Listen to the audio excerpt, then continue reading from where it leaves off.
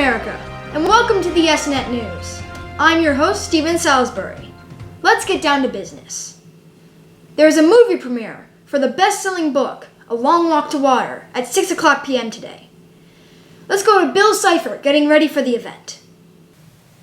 Thank you, Stephen. This is Bill Cipher at the event. As you can see, the architects have done an absolutely magnificent job building the cupola and stage for this event. The audience outside is ecstatic to come in and see the actors and Linda Sue Park herself, who are... Breaking news. This is just in. There was an attack on a village in the middle of the Sudanese desert last night by rebels. Most of the families who were living in the village have been accounted for, but one boy is still missing. His name is Salva, of the Dinka clan. A rescue party has been sent out by his own clan, but they have had little success so far. We have reason to believe that they will soon find him and bring him to an Ethiopian refugee camp. We are all hoping for his safe return. While on the topic of events in the middle of the Sudanese deserts, there was a girl named Maya who lives with the Noyer clan, who has to walk half the day to get water from a pond and half the day to bring it back for her family. This is a remarkable feat of human willpower and perseverance. Recently, a man came to their village and helped them dig wells so that they can get crystal clear water without having to walk the whole day to get it. He also built materials to build a school, so the people who once did this chore will now get a proper education. We will now interview resident of San Jose, Sue Seba, on her experience in El Salvador, educating the people and digging wells for them. Thanks, Sue, for coming and doing this interview for us. You're welcome. Okay, so we just have a few questions for you. Great. So why exactly did you go on this trip? Like, what motivated you to do it? My motivation was actually Jesus. Jesus says in the Bible that we should take care of the poor and take care of the needy, take care of the prisoners and the widows. And he says if you take care of them, it's like you're caring for me. So that was my motivation. Plus, I love to serve people. Thank you. So, what did you help and what did you teach, what did you build for the people of El Salvador when you went down there? I went with a team called Living Water, an organization, and they go and drill wells in places where there's no water. And so went down to drill wells and also to teach the people of the favela how to have good hygiene and how to use their new water source.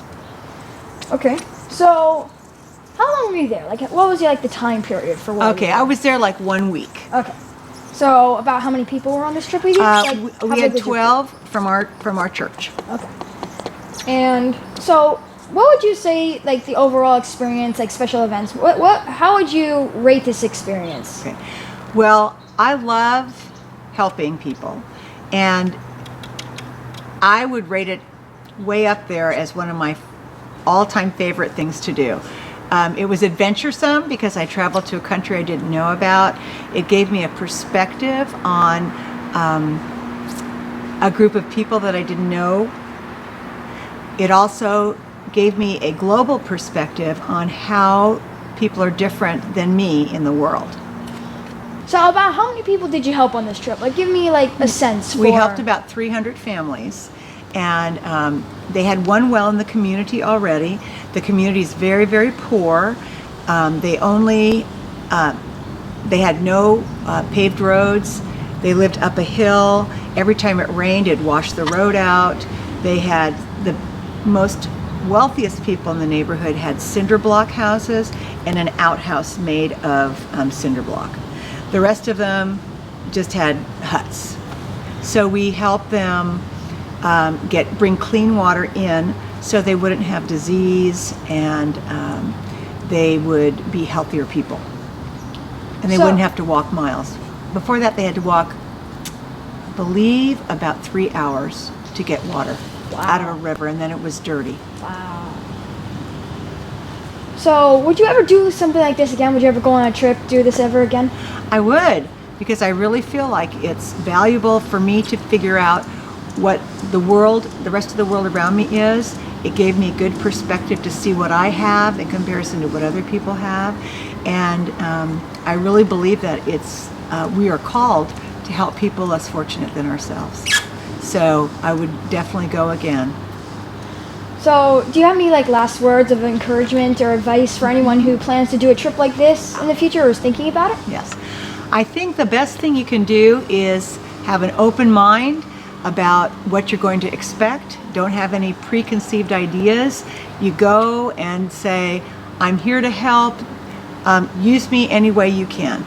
And so you have to have a little bit of adventure in your heart.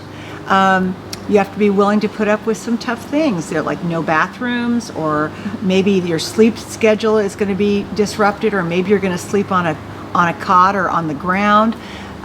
So you have to have an open mind. But in the long run, you're there to help people and to make a difference in the world. Thank you, Sue. You're welcome, Stephen. Thank pleasure. you. Pleasure was mine. That's all for tonight, America. Good night.